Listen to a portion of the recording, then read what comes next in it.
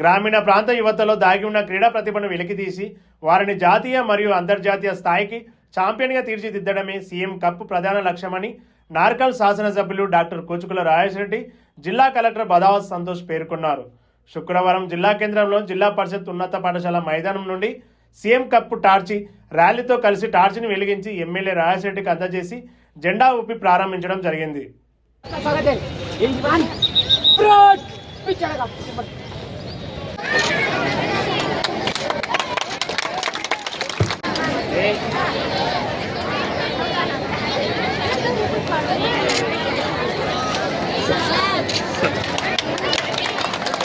గట్టిగా చెప్పట్లు.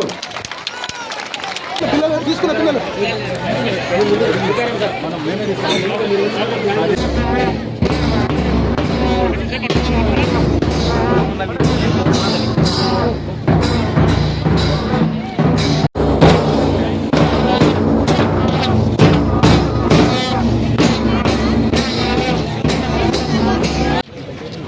జీవితంలో ప్రతినిత్యం కనీసం అరగంట సమయాన్ని క్రీడలకు లేదా కసరత్తుకు కేటాయిస్తాను.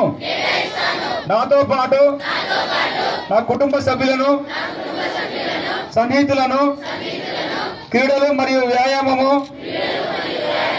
వారి జీవితంలో కూడా భాగంగా మలుచుకునేలా వారందరినీ చైతన్యపరుస్తాను.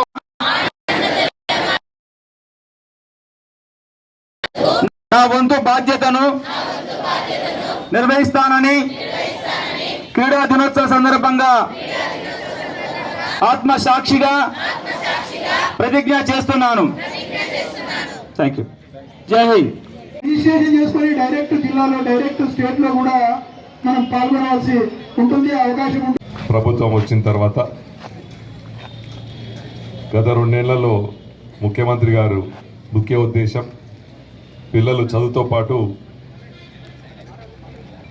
ఆటలలో కూడా మన తెలంగాణకు సంబంధించి తెలంగాణ రాష్ట్ర నలుమూలల నుంచి టాలెంట్ సెర్చ్ స్పోర్ట్స్లో గ్రామాల నుంచి టాలెంట్ తీసుకొని రేపు రాబోయే కాలంలో మొన్ననే సీఎం గారు స్పోర్ట్స్ మినిస్టర్, స్పోర్ట్స్ చైర్మన్ మాట్లాడుతూ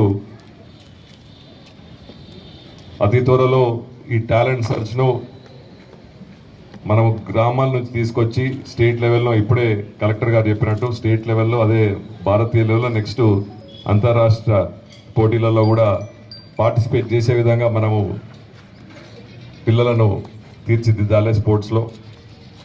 అదేవిధంగా ఈ కాలంలో ఎన్నో వ్యసనాలకు అలవాటు పడుతున్నారు పిల్లలు. వారి టాలెంట్ అంతా వృధా అయిపోతుంది. తప్పకుండా వాళ్ళకు సంబంధించిన స్పోర్ట్స్ కానీ వేరే హాబీస్లో కానీ వాళ్ళకి టాలెంట్ ఉన్నా బయటికి రాలేకపోతుంది. కాబట్టి ముందుగా స్పోర్ట్స్ ద్వారా స్పోర్ట్స్మెన్ స్పిరిట్ అంటే గెలిచినా ఓడినా ఒక మైండ్ సెట్లో ఉండే విధంగా ఆటలే నేర్పిస్తాయి.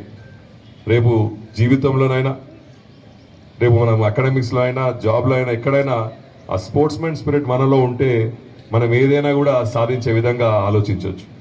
కాబట్టి sports is very important in life. మీరందరూ కూడా మీ యొక్క టాలెంట్ను ఈ యొక్క సీఎం కప్లో చూపించి, మేము కానీ కలెక్టర్ కానీ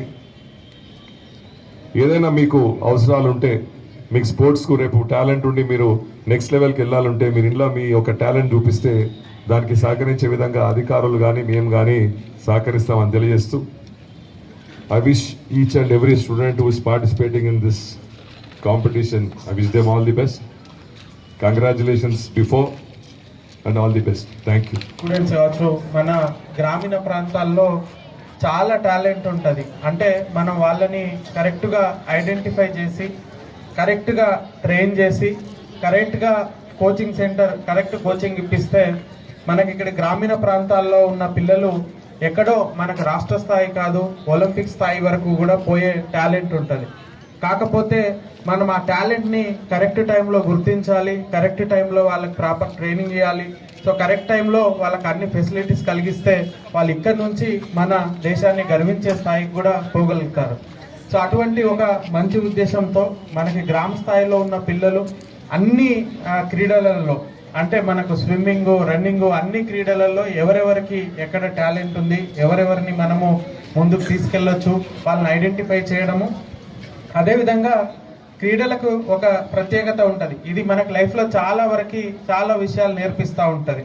ఒకటేంటిదంటే మనము ఓడిపోయినప్పటి నుంచి ఎందుకు ఓడిపోయినాము, దాంట్లో ఎట్లా ఇంప్రూవ్ అవ్వాలి, ఇంకా గేమ్ని ఎట్లా ఇంప్రూవ్ చేసుకోవాలనేది నేర్చుకుంటే ఫర్దర్గా ముందుకు పోతాం.